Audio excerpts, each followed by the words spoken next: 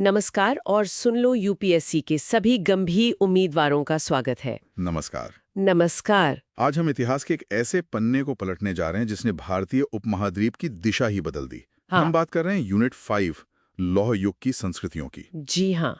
सोचिए, एक नया धातु लोहा कैसे समाज, अर्थव्यवस्था और राजनीति में क्रांति ला सकता है। बिल्कुल, ये सोचने वाली बात है। ये सिर्फ धातु की कहानी नहीं, ये कहानी है बदलते समाज की, उभरते शहरों की और विशाल साम्राज्यों की नींव की। यूपीएससी की तैयारी के लिए ये समझना क्रिटिकल, मतलब बहुत ही ज्यादा महत्वपूर्ण है कि कैसे तकनीकी बदलाव सामाजिक संरचनाओं को नया आकार देते हैं। बिल्कुल सही कहा। इस चर्चा में हम उत्तर भारत और प्रायद्वीपीय भारत में लौह युग के पुरातात्विक साक्ष्यों, मतलब आर्कियोलॉजिकल एविडेंस, को गहराई से देखेंगे। हाँ, गहराई से समझना जरूरी है। हम समझेंगे कि लोहे का आगमन कैसे हुआ और इसके क्या प्रभाव पड़े, क्या इम्प्लीकेशंस थी।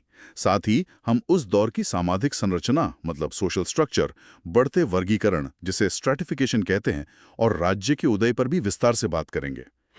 और हम केवल पुरातात्विक सबूतों पर ही नहीं, बल्कि साहित्यिक स्रोतों, लिटरेरी सोर्सेज और मानवशास्त्री सिद्धांतों, एंथ्रोपोलॉजिकल थियोरीज का भी सहारा लेंगे। हाँ, और ये याद रखना होगा कि ये वो दौर है लगभग 1000 ईसा पूर्व से, जब हमें लिखित रिकॉर्ड मिलने लगते हैं। जी, जैसे वेद हैं, पुराण हैं, फिर बौद्ध और जैन ग्रंथ भी हैं। बिल्कुल, लेकिन ये पूरी तस्वीर नहीं दिखाते हैं ना, इनमें अपनी सीमाएं हैं। हाँ, निश्चित रूप से साहित्यिक स्रोत अक्सर किसी खास वर्ग या दृष्टिकोण को दर्शाते हैं, वो पूरी सच्चाई नहीं बता सकते। इसीलिए हम अलग-अलग स्रोतों को मिलाकर एक संतुलित समझ बनाने की कोशिश करेंगे। यही सही तरीका है, एक बैलेंस्ड व्यू बनाना। तो चलिए शुरू करते हैं ये गहन विश्लेषण, ये डीप एनालिसिस। चलिए। तो यूनिट 5 के ऑब्जेक्टिव्स और इंट्रोडक्शन पर आते हैं। मुख्य फोकस है लोहा एक नया पदार्थ, और इसका समाज, अर्थव्यवस्था, राजनीति पर क्या प्रभाव पड़ा। स्रोत तो हमने अभी बात की साहित्यिक स्रोत हैं, जो लगभग 1000 ईसा पूर्व से शुरू होते हैं। वेद, ब्राह्मण, आरण्यक, उपनिषद, फिर महाकाव्य, सूत्र, पाणिनि की अष्टाध्यायी, बौद्ध साहित्य, अर्थशास्त्र। बिल्कुल, एक लंबी लिस्ट है। और साथ में पुरातात्विक स्रोत तो हैं ही, और मानवशास्त्रीय सिद्धांत भी हैं। लेकिन साहित्यिक स्रोतों की प्रकृति और सीमाओं पर ध्यान देना होगा, जैसा आपने कहा। ये पक्षपातपूर्ण हो सकते हैं। जी बिल्कुल, उन्हें सावधानी से इस्तेमाल करना होता है। वो क्या कह रहे हैं, क्यों कह रहे हैं और किसके लिए कह रहे हैं, ये समझना जरूरी है। अच्छा, इस दौर के महत्वपूर्ण बदलाव क्या थे? देखिए, सबसे बड़ा बदलाव तो बढ़ता सामाजिक स्तरीकरण है, सोशल स्ट्रैटिफिकेशन। समाज में ऊंच नीच का भेद बढ़ रहा था। फिर आता है द्वितीय नगरीकरण, सेकंड अर्बनाइजेशन। पहला नगरीकरण हड़प्पा सभ्यता थी, अब ये दूसरा दौर था, गंगा घाटी में। और फिर मौर्य साम्राज्य द्वारा एकीकरण। हाँ, और स्थायी संपर्क मार्गों का विकास भी इसी दौर में हुआ। तो लौह युग को परिभाषित कैसे करेंगे? बहुत सरल शब्दों में, ये वो युग है जब पत्थर, तांबे और कांसे के बाद लोहा प्रमुख उत्पादक उपकरणों के लिए इस्तेमाल होने लगा। मतलब मुख्य धातु लोहा बन गया। हाँ, मुख्य। ऐसा नहीं कि तांबा कांसा बिल्कुल गायब हो गया, उनका सीमित उपयोग जारी रहा, पर प्रमुखता लोहे की हो गई। अब आते हैं कालक्रम पर। इसको लेकर काफी बहस है ना, क्रोनोलॉजी डिबेट्स। हाँ, काफी बहस है, खासकर उत्तर भारत के लिए। टी.एन. रॉय ने पहले 2 चरण बताए थे, प्रारंभिक और उत्तरार्ध। फिर उन्होंने 3 चरण बताए, प्रारंभिक, मध्य और उत्तरार्ध। अच्छा। फिर डी के चक्रवर्ती और ए घोष जैसे विद्वान इसे और पहले, लगभग 1300 से 700 ई पूर्व मानते हैं। 1300 ई पूर्व मतलब काफी पहले। हाँ, जबकि जॉर्जी एर्दोसी का मानना है कि ये लगभग 1000 से 600 ईसा पूर्व और फिर 550 से 100 ईस्वी पूर्व का समय है। तो एक आम सहमति क्या है पुरातात्विक तौर पर? आमतौर पर पुरातात्विक अवधि लगभग 1000 से 100 ईसा पूर्व मानी जाती है उत्तर भारत के लिए। ठीक है, और प्रायद्वीपीय भारत में? वहां मोटे तौर पर 600 ईसा पूर्व से 100 ईस्वी तक माना जाता है, लेकिन कुछ सबूत इसे 1000 ईसा पूर्व तक भी ले जाते हैं, और ये संस्कृति शायद 1000 ईस्वी तक भी चलती रही।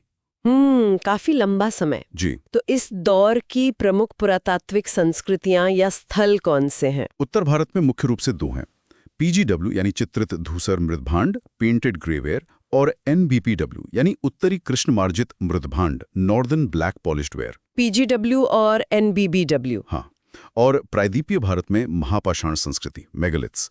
इनके अलावा मध्य भारत में नागदा, एरण, आहार जैसे स्थल हैं, और मध्य या निचली गंगा घाटी में पांडुराजार्धीबी वगैरह। लेकिन हमारी चर्चा का फोकस मुख्यतः पीजीडब्ल्यू, एनबीपीडब्ल्यू और मेगालिथ्स पर रहेगा, है ना? जी हाँ, क्योंकि ये सबसे प्रमुख और व्यापक संस्कृतियां हैं इस दौर की। चलिए, तो अब धारा 5.2 पर आते हैं।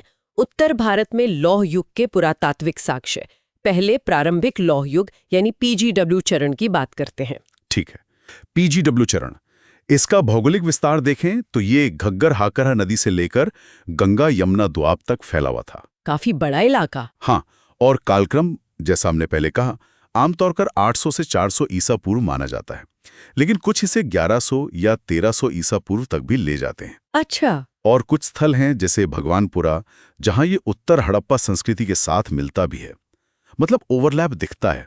हालांकि शुरुआत में शायद वहां लोहा नहीं था। दिलचस्प। तो ये पीजीडब्ल्यू बर्तन कैसे थे? इनकी क्या खासियत थी? रंग से चित्रकारी होती थी। रिड्यूसिंग फायरिंग, ये क्या होता है? इसमें भट्टी के अंदर ऑक्सीजन की सप्लाई कम कर दी जाती है, जिससे एक रिड्यूसिंग एटमॉस्फेयर बनता है।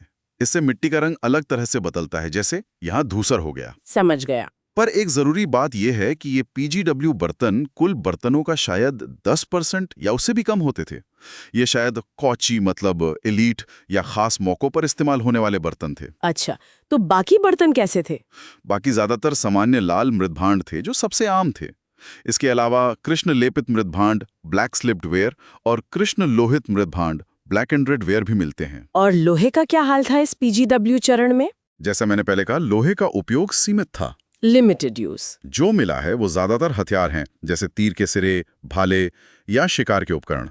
कृषि या घरेलू इस्तेमाल के औजार बहुत कम मिले हैं। यानी लोहा आ तो गया था, पर जीवन पर उसका बहुत गहरा असर तुरंत नहीं पड़ा। बिल्कुल, यही लगता है। अन्य सामग्री देखें तो तांबा अभी भी इस्तेमाल हो रहा था, उपकरण, हथियार, आभूषण बनाने में।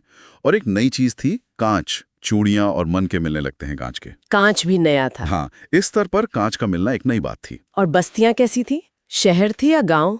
नहीं, शहर नहीं। बस्तियां ज्यादातर ग्रामीण थीं।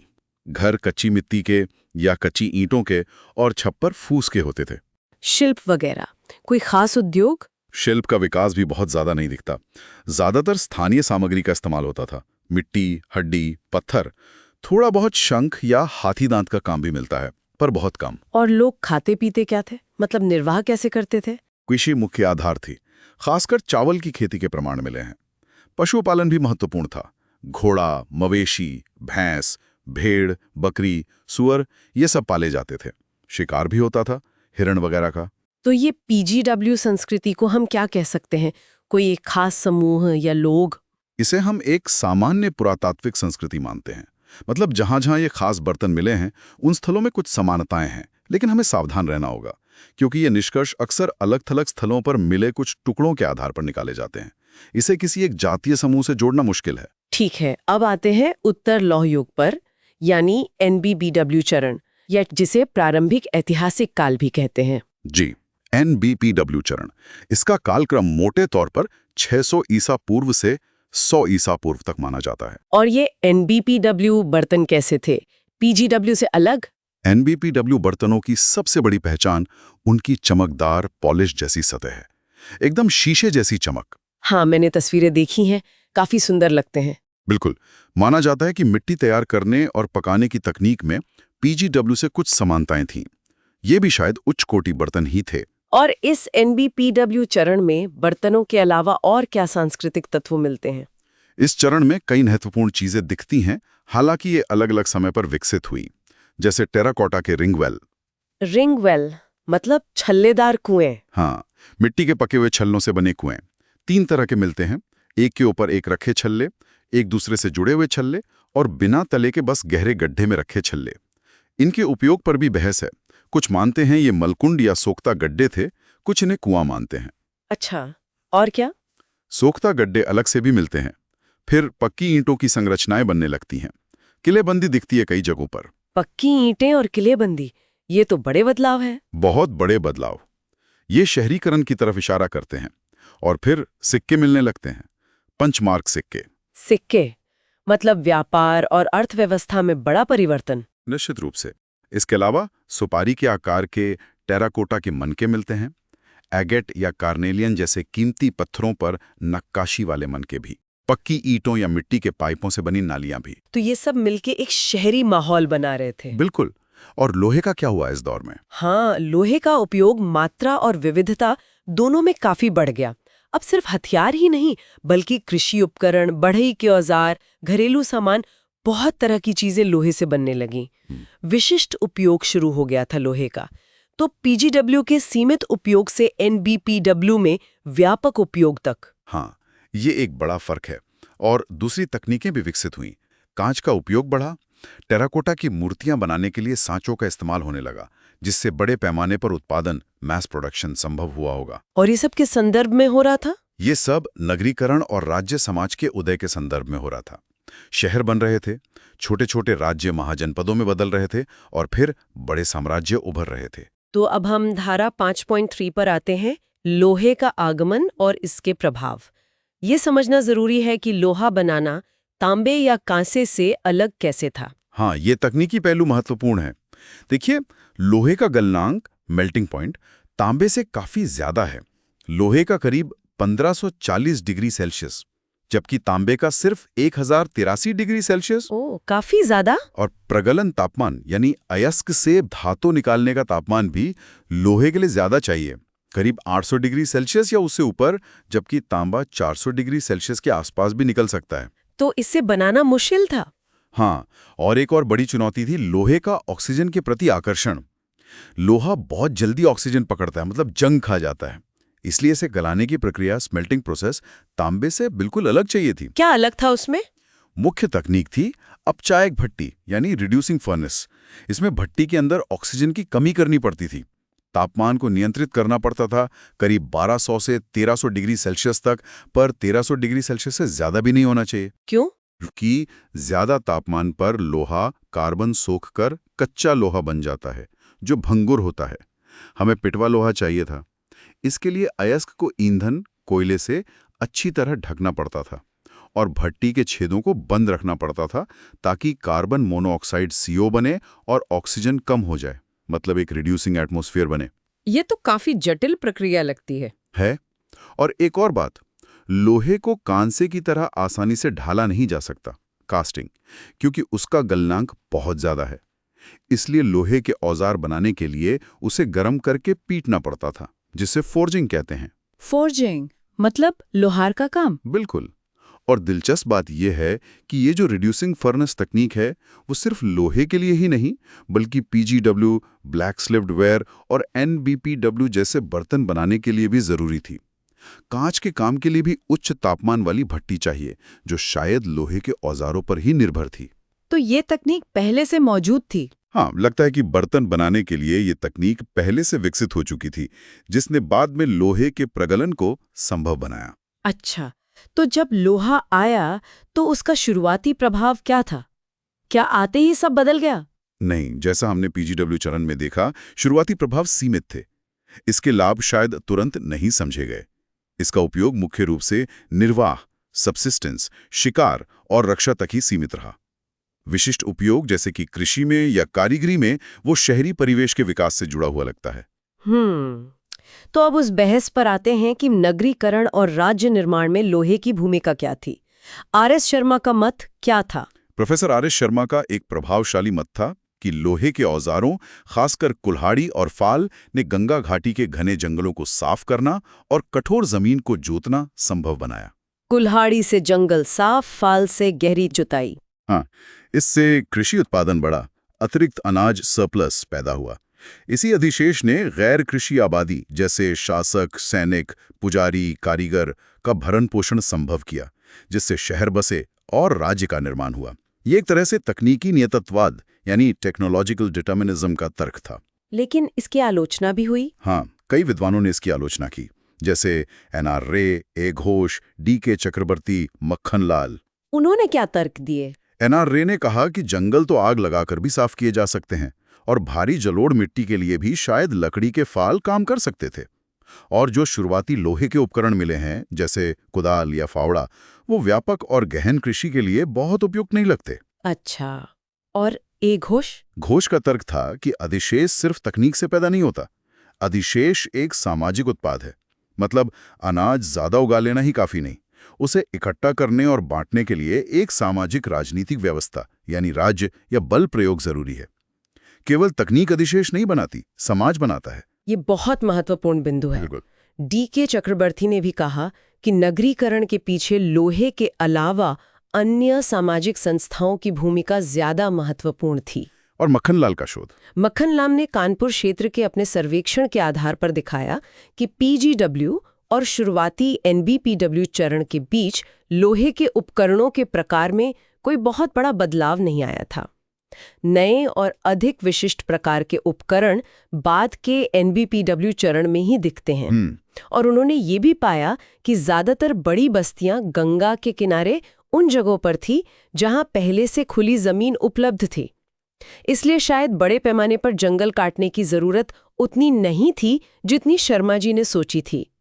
उनका निष्कर्ष था कि नगरीकरण के लिए लोहे के अलावा और भी कई कारक जरूरी थे। तो इस बहस का निष्कर्ष क्या निकलता है? लोहा और राज्य का संबंध क्या है? निष्कर्ष ये है कि कांस्य युग की तरह लोहे और राज्य के बीच कोई आवश्यक संबंध नहीं था। कांस्य युग में राज्य अक्सर तांबे और टिन जैसे संसाधनों के दूरस्थ व्यापार को नियंत्रित करते थे। हाँ, जैसे हड़प्पा सभ्यता में। बिल्कुल। लेकिन लौह धातु कर्म ज्यादा स्थानीय हो सकता था, अयस्क कई जगहों पर मिलता था और उत्पादन के लिए शायद राज्य के सीधे नियंत्रण की उतनी जरूरत नहीं थी। लोहा वास्तव में पत्थर की जगह ले सका क्योंकि वो ज्यादा सुलभ था, कांस्य उतना सुलभ नहीं था। तो लौह युग के राज्य कांस्य युग के राज्यों से अलग थे। हाँ, उनकी संरचना अलग थी। लौह युग में व्यापार के कारण और क्षेत्र भी अलग थे। पणीयकरण बढ़ा, यानी चीजों का खरीद फरोख्त बढ़ा, जिसका प्रतीक सिक्के हैं। व्यापार को अक्सर राज्य सीधे नियंत्रित नहीं कर रहा था, बल्कि विशिष्ट व्यापारी संघ या समूह, जिन्हें श्रेणी कहा गया, वो ज्यादा सक्रिय थे। विविध जरूरतें जैसे वन उत्पाद या पशु उत्पाद ने उपमहाद्वीप के अलग अलग हिस्सों को व्यापार नेटवर्क से जोड़ा। और व्यापार का झुकाव किधर था? अब व्यापार का झुकाव पश्चिम एशिया की तरफ कम और उपमहाद्वीप के अंदरूनी हिस्सों की तरफ ज्यादा था। एक ज्यादा मजबूत उपमहाद्वीपीय नेटवर्क विकसित हुआ। शहरी केंद्र अक्सर महत्वपूर्ण व्यापार मार्गों पर स्थित थे और ये व्यापार मार्ग और शहरी केंद्र कांस्य युग की तुलना में ज्यादा स्थायी साबित हुए। ये एक बड़ा अंतर है। हड़प्पा के शहर तो गायब हो गए थे। बिल्कुल, हाँ बिल्कुल, ये शहर ज्यादा टिके। चलिए अब उत्तर भारत की सामाजिक संरचना पर आते हैं। धारा 5.4, इसके लिए हमारे पास क्या स्रोत हैं? देखिए, पुरातात्विक डेटा सामाजिक संरचना के बारे में बहुत सीमित जानकारी देता है। हमें साहित्यिक स्रोतों पर निर्भर रहना पड़ता है, लेकिन जैसा हमने कहा वो चयनात्मक होते हैं, इसलिए मानव शास्त्रीय सिद्धांतों का भी उपयोग किया जाता है तुलना करने के लिए। तो उत्तर वैदिक काल, जिसे मोटे तौर पर PGW चरण से जोड़ा जाता है, हालांकि इस पर भी बहस है, उस समय समाज कैसा था? यहाँ दो मुख्य व्याख्याएं हैं। रोमिला थापर इसे वंश समाज, लीनिएज सोसाइटी, और गृहस्थ अर्थव्यवस्था, हाउस होल्डिंग इकोनॉमी का मिश्रण मानती हैं। वंश समाज मतलब कुल या खानदान आधारित? हाँ, मतलब समाज का केंद्र बिंदु वंश या कुल था। शक्ति और संसाधन वंश के आधार पर बटे थे। स्तरीकरण था, लेकिन वो मुख्यतः वरिष्ठ वंश जैसे राजन्य और कनिष्ठ वंश जैसे विश के बीच था। ये ऋग्वेदिक काल से चला आ रहा था। थापर ट्राइबल शब्द की जगह वंश शब्द क्यों इस्तेमाल करती हैं? क्योंकि ट्राइबल शब्द बहुत अस्पष्ट है और अक्सर पिछड़ेपन से जोड़ दिया जाता है।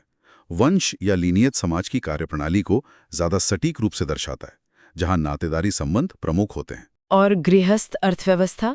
ये काल पुलानी का सिद्धांत है। इसका मतलब है कि उत्पादन की मुख्य इकाई घर या गृहस्थी थी, जिसमें परिवार के सदस्य और अन्य आश्रित श्रमिक शामिल होते थे। उत्पादन मुख्य रूप से अपनी जरूरतें पूरी करने के लिए होता था, बाजार के लिए नहीं। ये एक व्याख्या हुई। दूसरी क्या है? RS शर्मा जैसे इतिहासकार इसे सरदारी मानते हैं, जिसमें राज्य के शुरुआती तत्व भी दिखने लगते हैं। और पुरातत्व क्या कहता है? जी, इरदोसी ने इलाहाबाद क्षेत्र के सर्वेक्षण के आधार पर PGW चरण में बस्तियों के आकार में एक पदानुक्रम देखा, जिससे उन्होंने निष्कर्ष निकाला कि ये शायद सरदारी व्यवस्था थी। तो उत्तर वैदिक काल में सामाजिक परिवर्तन क्या हो रहे थे? कई महत्वपूर्ण बदलाव आ रहे थे। जो राजन्य यानी वंश के मुखिया थे, वो धीरे धीरे क्षत्रिय बन रहे थे। अब उनका ध्यान सिर्फ अपने कुल पर नहीं, बल्कि लोगों और क्षेत्र पर नियंत्रण के माध्यम से शक्ति हासिल करने पर ज्यादा था। शक्ति का आधार बदल रहा था। हाँ, इसी समय ब्राह्मणों का उदय हुआ, जो अनुष्ठान विशेषज्ञ थे और समाज में ऊंचा स्थान पा रहे थे। और आम लोग यानी विश या आम जन धीरे धीरे अनुष्ठानिक और सामाजिक रूप से अधीनस्थ होते जा रहे थे। उन्हें क्षत्रियों को भेंट या बलि देनी पड़ती थी, जिसे बलि, भागा, सुल्खा जैसे शब्दों से जाना जाता था। क्षत्रिय फिर इसे ब्राह्मणों को दान या दक्षिणा के रूप में देते थे। ये एक तरह की पुनर्वितरण अर्थव्यवस्था, रीडिस्ट्रीब्यूटिव इकोनॉमी थी, लेकिन इसमें शोषण का पहलू भी था। मतलब संसाधन नीचे से ऊपर जा रहे थे। बिल्कुल। और इसी दबाव के कारण शायद शूद्र और दास वर्ग का उदय हुआ, जो मुख्य रूप से श्रम सेवा प्रदाता थे। विश्व पर उत्पादन का दबाव बढ़ा तो उन्हें अतिरिक्त श्रम की जरूरत पड़ी। और यहीं से वर्ण व्यवस्था की शुरुआत हुई। हाँ, वर्ण व्यवस्था इसी स्तरीकृत समाज को एक सैद्धांतिक ढांचा प्रदान करने के लिए उभर रही थी।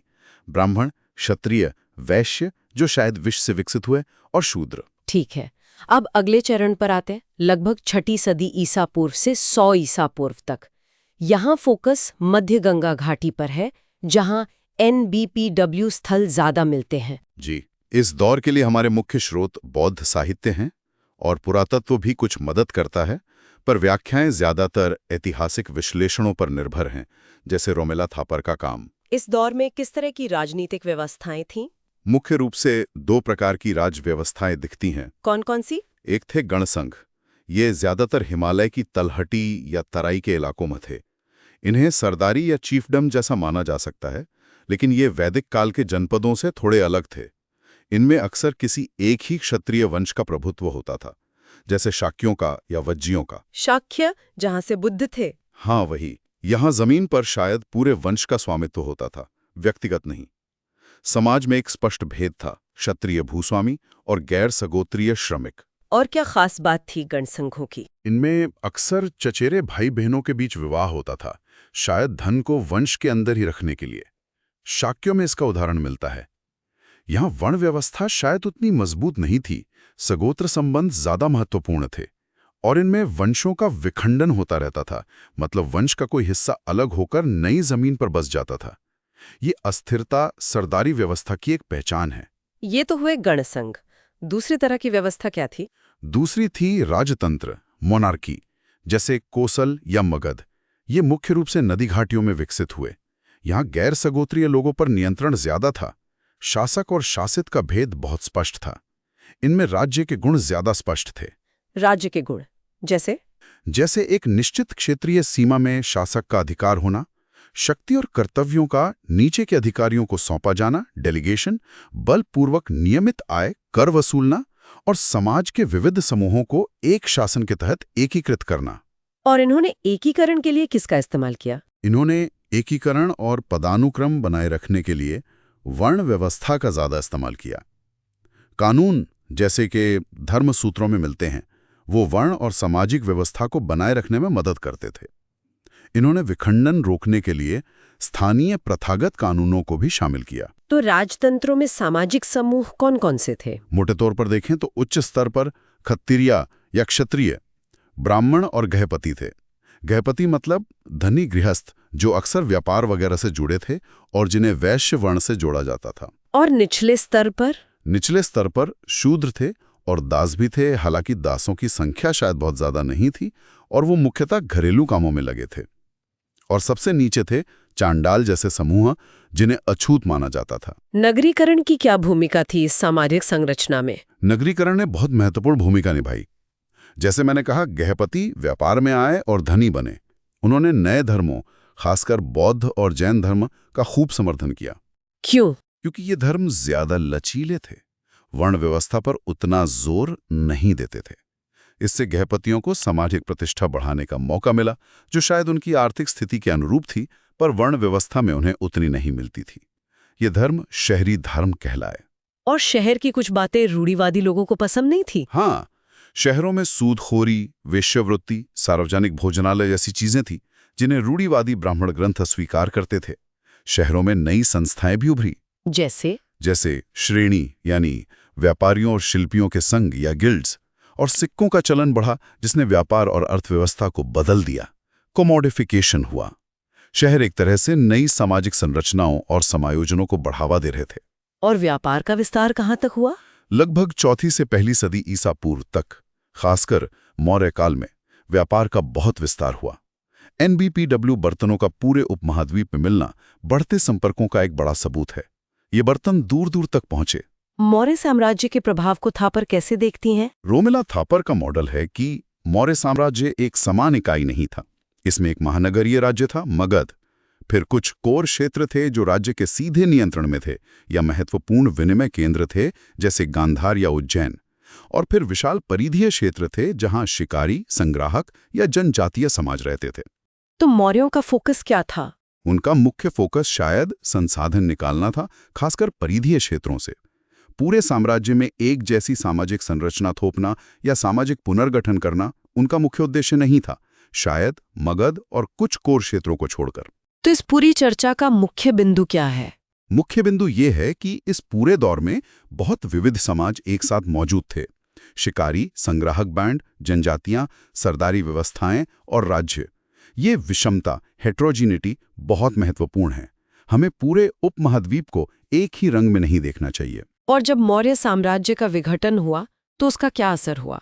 थापर के मॉडल के अनुसार कोर और परिधीय क्षेत्रों पर शायद बहुत सीमित प्रभाव पड़ा, क्योंकि वो पहले से ही काफी हद तक स्वायत्त थे।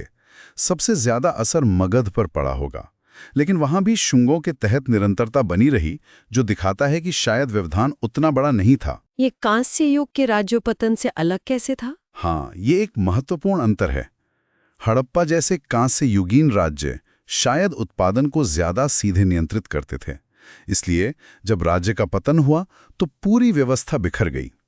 लेकिन प्रारंभिक ऐतिहासिक काल में उत्पादन अक्सर श्रेणियों या मठों जैसी संस्थाओं के हाथ में भी था, इसलिए साम्राज्य के विघटन का असर शायद उतना कठोर नहीं हुआ, व्यवस्था चलती रही। ये बहुत ही दिलचस्प विश्लेषण है। अब चलते हैं प्रायद्वीतीय भारत की ओर। धारा 5.5, वहां लौह युग के पुरातात्विक साक्ष्य। यहाँ मुख्य चीज है महापाषाण, मेगालिथ्स। ये क्या होते हैं? जी, महापाषाण। जैसा नाम से ही पता चलता है, महा मतलब बड़ा, पाषाण मतलब पत्थर। तो ये बड़े पत्थरों से बने स्मारक हैं जो ज्यादातर अंत्येष्टि यानी दफनाने से जुड़े हैं। चान, कृष्ण लोहित मृदभांड, ब्लैक एंड रेड वेयर और लोहे के उपकरणों या हथियारों से होती है, जो शवों के साथ रखे जाते थे। शवों के साथ मतलब एक ही कब्र में कई शव। अक्सर हाँ, ये सामूहिक दफन होते थे। ऐसा लगता है कि शवों को पहले शायद कहीं खुले में छोड़ दिया जाता था और बाद में उनके बचे हुए अवशेषों को इन कब्रों में दफनाया जाता था। पर क्या ये सारे लक्षण हर महापाषाण में मिलते हैं? नहीं, यही जरूरी बात है। हमेशा सारे लक्षण एक साथ मौजूद नहीं होते। किसी में बड़े पत्थर होंगे, किसी में सिर्फ खास बर्तन और लोहा। विविधता बहुत है। ये मिलते कहाँ हैं? ये अक्सर जंगल या बंजर भूमि में मिलते हैं, खेती वाली जमीन से थोड़ा हटकर। कहीं अकेले मिलते हैं तो कहीं बड़े बड़े कब्रिस्तान हैं। जैसे आदि चन्नलूर में 46 हेक्टेयर्स में फैला हुआ हजारों कब्रें हैं वहां। हजारों? और इनका फैलाव कहाँ तक है? ये उपमहाद्वीप के ज्यादातर हिस्सों में पाए जाते हैं, सिवाय कुछ मैदानी इलाकों के, जैसे पंजाब के मैदान, गंगा घाटी, राजस्थान का रेगिस्तान, उत्तरी गुजरात। लेकिन इनका मुख्य केंद्रण प्रायद्वीपीय भारत में है, दक्षिण भारत, दक्कन, विदर्भ। और इनका समय क्या है? रेडियो कार्बन डेटिंग और स्तरीकरण स्ट्रैटिग्राफी के आधार पर इनका मुख्य समय लगभग 600 ईस्वी पूर्व से 100 एडी तक माना जाता है। हालांकि कुछ अपवाद हैं, जैसे हल्लूर या पकारा, जहां 1000 ईस्वी पूर्व तक की डेट्स मिली हैं। तो ये उत्तर भारत के NBPW के समकालीन हुए मोटे तौर पर? हाँ, काफी हद तक। इन स्थलों पर क्या सिर्फ कब्रिस्तानी मिलते हैं? ज्यादातर तो कब्रिस्तानी हैं। बहुत कम संख्या में आवास स्थल या ऐसे स्थल मिले हैं जहां आवास और कब्रिस्तान दोनों साथ साथ हैं। विदर्भ में कुछ उदाहरण हैं जहां स्थलों के आकार में अंतर दिखता है, शायद छोटे गांव या बड़े केंद्र रहे होंगे। अब इनके प्रकारों के बारे में बताइए। आपने कहा बहुत विविधता है। हाँ, बहुत ज्यादा विविधता है। कुछ मुख्य प्रकार बताता हूँ, क्षेत्रीय उदाहरणों के साथ। जरूर। सबसे आम है सिस्ट। ये जमीन के नीचे पत्थर की पट्टियों से बने एक संदूक जैसे होते हैं। अगर ये आधे जमीन के नीचे और आधे ऊपर हों तो डोलमेनॉइड सिस्ट कहलाते हैं, और अगर पूरी तरह जमीन के ऊपर हों, जैसे पत्थर की एक मेज, तो वो डोलमेन कहलाते हैं। Cist, dolmenoid cist, dolmen. हाँ, ये सब खड़े पत्थरों, ऑर्थोस्टैट्स, और ऊपर एक ढक्कन पत्थर, कैपस्टोन, से बनते हैं। इनका आकार चौकोर, आयताकार या अंडाकार हो सकता है। इनके चारों तरफ पत्थरों का एक घेरा, स्टोन सर्कल भी हो सकता है। अच्छा। फिर होते हैं पोर्ट होल सिस्ट। इनमें एक खड़े पत्थर में, आमतौर पर पूरब वाले में, एक गोल छेद होता है, 10 से 50 सेंटीमीटर का। छेद किस लिए? शायद बाद में और शव या सामान डालने के लिए, रास्ता बनाने को, या किसी अनुष्ठान के लिए। पक्का पता नहीं। हम्म। तमिलनाडु के पुडुकोट्टई इलाके में ट्रांससेप्टेड सिस्ट मिलते हैं। ये पोर्ट होल सिस्ट जैसे ही होते हैं, पर उनमें छेद वाले पत्थर के आगे एक और छोटा कमरा जैसा बना होता है। ठीक है, और क्या प्रकार है? गड्ढा दफन पिट बरियल्स भी आम है। जमीन में अंडाकार या गोल गड्ढा खोदकर उसमें कंकाल, बर्तन, लोहा रख दिया जाता है। इनके ऊपर भी पत्थर का घेरा या एक खड़ा पत्थर, जिसे मेनहीर कहते हैं, हो सकता है। मेनहीर यानी अकेला खड़ा पत्थर। हाँ। फिर दक्षिण तमिलनाडु में, खासकर मदुरई तिरुनेलवेली क्षेत्र में, कलश शवाधान बहुत मिलते हैं। इसमें नाशपाती के आकार के बड़े मिट्टी के बर्तन में अवशेष रखकर दफना देते हैं। इनके साथ अक्सर बड़े पत्थर नहीं होते। कलश में? जी। केरल में कुछ खास प्रकार मिलते हैं जो वहां की लेटेराइट चट्टान से बने हैं। टोपीकल, जो छतरी या टोपी जैसा दिखता है, और हुड स्टोन, जो सांप के फन जैसा होता है। ये तो बड़े अनोखे नाम हैं। केरल और दक्षिण कनारा में शैलकृत गुफाएं भी मिलती हैं। ये नर्म लेटेराइट चट्टान को काटकर बनाई जाती थी। गुफाओं में दफनाते थे? हाँ, उनके अंदर अवशेष मिलते हैं। फिर सार्कोफेगस भी होते हैं। ये टेराकोटा यानी पकी मिट्टी के बने ताबूत जैसे होते हैं, अक्सर नाव के आकार के, और कभी-कभी उनमें पैर भी लगे होते हैं। मिट्टी के ताबूत? जी। और आखिर में संरेखण मिलते हैं, जहां मेनहर या पत्थरों को समानांतर कतारों में खड़ा किया जाता है। इनका उद्देश्य स्पष्ट नहीं है, शायद स्मारक थे। इतनी ज्यादा विविधता, इसका क्या मतलब है? यही तो सवाल है। प्रकारों में इतनी विविधता है। कुछ प्रकार खास इलाकों में ही मिलते हैं, जैसे विदर्भ में सिर्फ पत्थर के घेरे वाले गड्ढे मिलते हैं। शायद वहां बड़े पत्थर आसानी से नहीं मिलते थे। पारिस्थितिकी कारक भी भूमिका निभाते होंगे। और एक ही कब्रिस्तान में अलग अलग तरीके? हाँ, एक ही कब्रिस्तान में कई तरह की कब्रें मिल सकती हैं। इससे सवाल उठता है कि क्या ये महापाषाण शब्द भी उपयुक्त है? क्या ये एक ही संस्कृति थी या कई अलग अलग समूह हैं जिनकी दफन प्रथाएं अलग थीं? लॉरेंस लेशनिक ने तो इसे पांड्युकल कॉम्प्लेक्स कहा था। तमिल के पांड्युकल यानी बूढ़े आदमी के पत्थर के आधार पर। इस पर और शोध की जरूरत है। बिल्कुल। अब कब्रों से मिले सामान, ग्रेव गुड्स की बात करते हैं। क्या क्या मिलता है? सामान भी काफी मिलता है। मिट्टी के बर्तन तो होते ही हैं, खासकर कृष्ण लोहित मृदभांड, ब्लैक एंड रेड वेयर बहुत आम है। इसके अलावा हर क्षेत्र के अपने खास बर्तन भी मिलते हैं। और लोहा? लोहे की वस्तुएं बहुत मिलती हैं और काफी विविध होती हैं। कुल्हाड़ी, फावड़ा, तीर के सिरे, त्रिशूल, तलवार, भाला, कीलें, खुरपी, दराती, कुदाल, छेनी, यहां तक कि घोड़े की लगाम भी मिली है। चाकू वगैरह भी। हथियारों से लेकर कृषि और घरेलू औजार तक। हाँ, काफी विस्तृत रेंज है। तांबा और कांसा भी मिलता है, हालांकि कम। तांबे कांसे के बर्तन, खास तरह के ढक्कन जिन पर पक्षी या पशु की आकृतियां बनी होती हैं, घंटियां, घोड़े की साज सज्जा का सामान। घोड़े का सामान भी? हाँ, शंख मिलते हैं, साबुत भी और सजे हुए भी। और सोना? सोना भी मिलता है, खासकर दक्षिण भारत के स्थलों से, जैसे मस्की, नागार्जुन कुंडा वगैरह। सोने के मनके, चूड़ियां, पत्ती, मुकुट जैसी चीजें मिली हैं। सोना मतलब काफी संपन्न लोग थे। लगता तो है, कम से कम कुछ लोग जरूर थे। इसके अलावा अर्धकीमती पत्थरों के मनके मिलते हैं, खासकर नक्काशीदार कार्नीलियन के। सिलबट्टे भी मिले हैं। टेराकोटा की चीजें भी हैं, जैसे शंखू, मूर्तियां, तकली। इतनी सारी चीजें, इनसे उनकी जीवन शैली के बारे में क्या अंदाजा लगता है? आवास स्थलों से क्या पता चला है? हाँ, आवास स्थलों से उनके खानपान और निर्वाह के तरीकों का पता चलता है। पौधों के अवशेष मिले हैं, जैसे मटर, काला चना, गेहूं विदर्भ में, मसूर, बेर, जौ, कुल्थी, मूंग, रागी दक्षिण में, और चावल खासकर दक्षिण में। यानी खेती करते थे। हाँ, खेती करते थे। पशुओं में मवेशी सबसे महत्वपूर्ण लगते हैं, खासकर विदर्भ में। इसके अलावा बकरी, भेड़, भैंस, सुअर भी पालते थे। घोड़ा भी था, पर शायद कम संख्या में। घोड़े के महत्व पर हम बाद में बात करेंगे। शिकार वगैरह? हाँ, जंगली जानवरों की हड्डियां भी मिली हैं, जैसे जंगली मुर्गा, सांभर, जंगली सुअर। तो शिकार भी होता था। मछली पकड़ने के कांटे भी मिले हैं। तो कुल मिलाकर जीवन शैली कैसी थी? लगता है कृषि और पशुचारण पर आधारित थी। Agro pastoral. पशुपालन महत्वपूर्ण था और खेती शायद कुदाल वगैरह से होती थी, क्योंकि हल्के फाल बहुत कम या नहीं मिले हैं। हल्का फाल? नहीं। हाँ, ये एक गौर करने वाली बात है। और आवास स्थलों की कमी शायद ये इशारा करती है कि ये लोग काफी गतिशील रहे होंगे, शायद पशुओं के साथ घूमते भी थे। घोड़े की भूमिका क्या थी, ये भी एक रहस्य है। ठीक है, अब आते हैं धारा 5.6 पर, प्रायद्वीपीय भारत में सामाजिक संरचना। इन कब्रों और सामान से समाज के बारे में क्या निष्कर्ष निकाल सकते हैं? देखिए, सबसे पहला बदलाव तो दफन प्रथा में ही दिखता है। ताम्र पाषाण काल में लोग अक्सर बस्ती के अंदर ही या घरों के फर्श के नीचे दफनाते थे, लेकिन लोह युग में अलग कब्रिस्तान बनने लगे। इसका क्या महत्व है, ये सोचना होगा। हाँ, ये एक बड़ा बदलाव है। और जैसा हमने कहा, एक ही कब्रिस्तान में अलग अलग तरह की कब्रें मिलती हैं। क्या इसका संबंध अलग अलग सामाजिक प्रथाओं या समूहों से था? इस पर अभी और काम करने की जरूरत है। और ये जो सामूहिक दफन थे, उनका क्या मतलब है? सामूहिक दफन का मतलब हो सकता है कि ये किसी विस्तृत परिवार या वंश समूह की कब्रें थीं। जनजातीय समाजों में ऐसा अक्सर होता है। ये सोचना मुश्किल है कि असंबंधित लोगों को एक साथ दफनाया जाता होगा। और कुछ कब्रों में ऐसे संकेत भी मिलते हैं कि उन्हें बार बार इस्तेमाल किया गया था, जैसे पोर्ट होल का होना, या कब्र तक जाने का रास्ता बना होना, या सतह पर कोई निशान होना, ताकि लोग पहचान सके और दोबारा इस्तेमाल कर सके। शायद। और कब्र में जो सामान रखा जाता था, उसका क्या अर्थ था? क्या वो मरने वाले की व्यक्तिगत संपत्ति थी, या मृत्यु के बाद जीवन में विश्वास का प्रतीक था? ये सब व्याख्या के विषय हैं। लेकिन क्या सामाजिक विभेदीकरण, मतलब ऊंच नीच या सोशल डिफरेंशिएशन का कोई सबूत मिलता है? हाँ, इसके काफी स्पष्ट प्रमाण मिलते हैं। कब्रों में रखे सामान में बहुत अंतर है।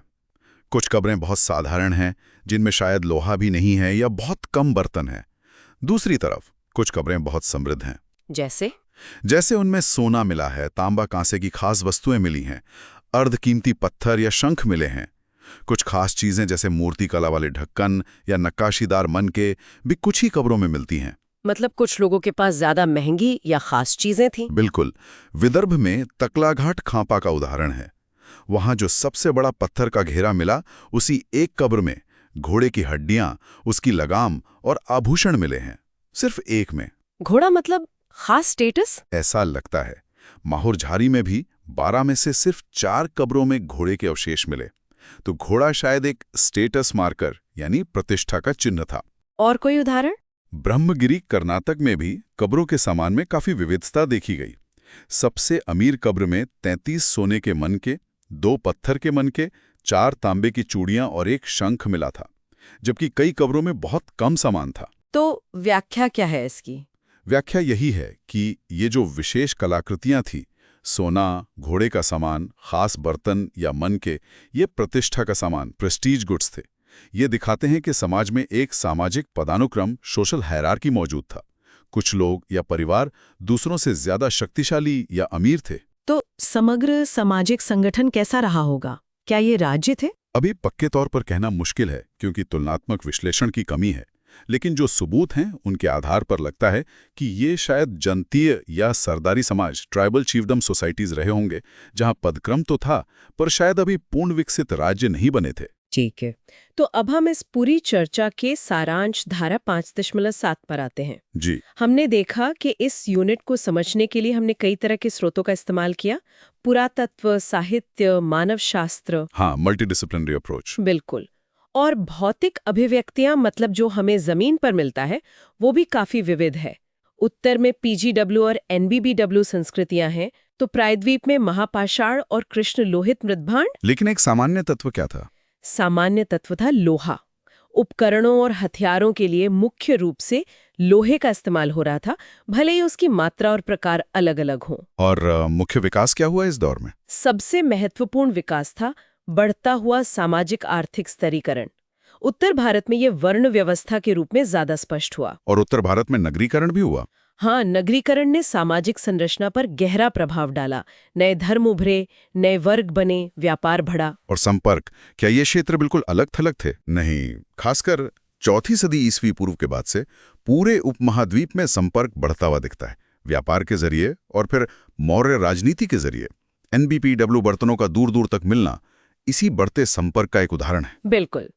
तो ये था हमारा विस्तृत विश्लेषण लौह युग की संस्कृतियों का। अब मुख्य बातों को संक्षेप में दोहराते हैं। जरूर। तो मुख्य बातें यह हैं, पहला, लौह युग जो मोटे तौर पर 1000 ईस्वी पूर्व से 100 ई तक चला, इसकी पहचान लौह तकनीक है, जिसने प्रमुख उपकरणों के लिए पत्थर और कांसे की जगह ली। दूसरा, उत्तर भारत में हम पीजीडब्ल्यू चरण से एनबीपीडब्ल्यू चरण की ओर विकास देखते हैं। पीजीडब्ल्यू ग्रामीण था, लोहा सीमित था। एनबीपीडब्ल्यू शहरी था, लोहे का उपयोग बढ़ा और विविध हुआ, और इसी दौर में राज्य निर्माण हुआ। नगरीकरण में लोहे की भूमिका पर बहस है, क्या तकनीक मुख्य थी या सामाजिक कारक। तीसरा, प्रायद्वीपीय भारत की पहचान महापाषाणिक कब्रें हैं। इनमें बहुत विविधता है, ये अक्सर सामूहिक होती थी और इनके साथ कृष्ण लोहित मृदभांड और लौह उपकरण मिलते हैं। ये कृषि, पशुचारण, जीवन शैली, गतिशीलता और सामाजिक विभेदीकरण का संकेत देती हैं, जिसमें प्रतिष्ठा का सामान और घोड़े का दफन शामिल है। चौथा, सामाजिक संरचनाएं भी अलग अलग थी। उत्तर में स्तरीकरण बढ़ा, वंश से वर्ण की ओर, गणसंघ और राजतंत्र जैसे राज्य उभरे और शहरीकरण का प्रभाव दिखा, व्यापार, संघ, नए धर्म। प्रायद्वीपीय साक्ष्य जनजातीय या सरदारी समाजों का सुझाव देते हैं।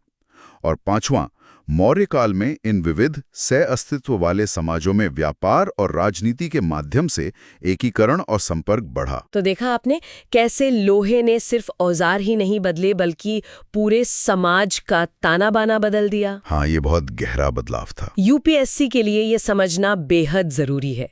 प्राचीन भारत के सामाजिक, आर्थिक, राजनीतिक बदलाव और तकनीक का उन पर प्रभाव, ये आज के भारत की नींव को समझने में मदद करता है। इस गहरी चर्चा को, इस विश्लेषण को अच्छी तरह समझने के लिए इसे दोबारा जरूर सुनना चाहिए। हाँ, बिल्कुल, इसमें कई परतें हैं। अगर ये गहरी चर्चा आपको पसंद आई हो और आपके ज्ञान में कुछ इजाफा हुआ हो, तो सन लो यूपीएससी यूट्यूब चैनल को लाइक करना, दोस्तों के साथ शेयर करना, अपने सवाल कमेंट में पूछना और हाँ, सब्सक्राइब करना बिल्कुल न भूलें। जी जरूर। हम जल्द ही मिलेंगे एक और ज्ञानवर्धक विश्लेषण के साथ। तब तक पढ़ते रहिए, सीखते रहिए। नमस्कार। नमस्कार।